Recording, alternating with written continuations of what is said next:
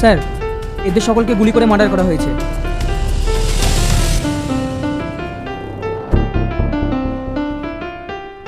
Sir, এখানে একটা code number লেখা আছে।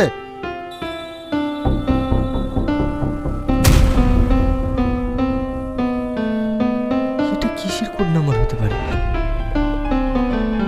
আর ভিকটিম কি চাইছে?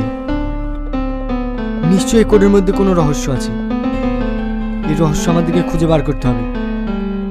আলমগীর, এই লাশগুলোকে গাড়িতে তোলার ব্যবস্থা করো। Yes sir.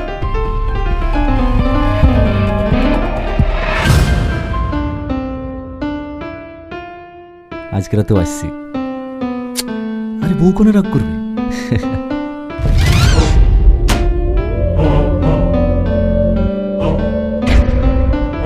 ঠিক আছে, তোমাকে একটু পরে ফোন দিচ্ছি।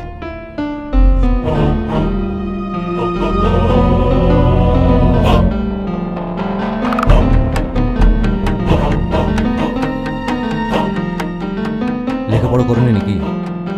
বাইরে সাইনবোর্ড টাঙানো আছে, দেখো নি? একটা এমএলএর অফিসে কিভাবে ঢুকতে হয় জানো না? আপনি তো এমএলএ না, এই চেয়ারটা দখল করে বসে থাকে একটা সাইডা মানুষ। যাও, বেরিয়ে যাও।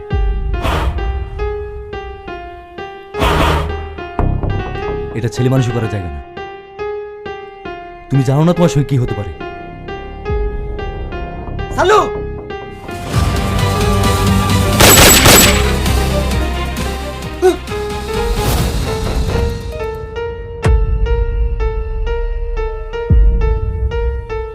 শিট!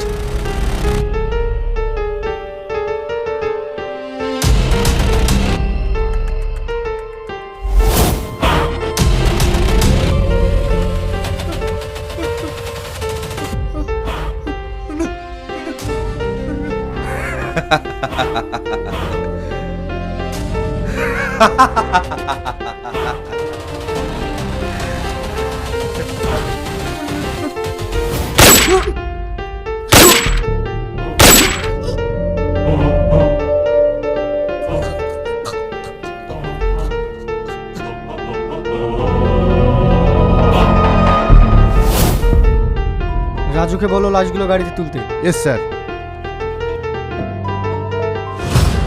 সব কিছু তুমি নোট করবে, ওকে?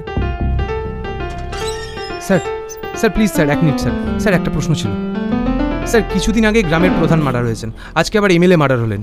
এই সব কিছুর পেছনে কোনো রকম কি কোনো পলিটিক্যাল ইস্যু রয়েছে স্যার? এই খুনের আসল রহস্যটা কি স্যার? দেখুন, এ নিয়ে পুলিশ তদন্ত করছি। আপাতত এই বিষয়ে আমরা কিছু বলতে পারছি না, তবে খুব তাড়াতাড়ি আসল সত্যটা জানতে পারবে। স্যার, স্যার প্লিজ স্যার, আর একটা প্রশ্ন ছিল।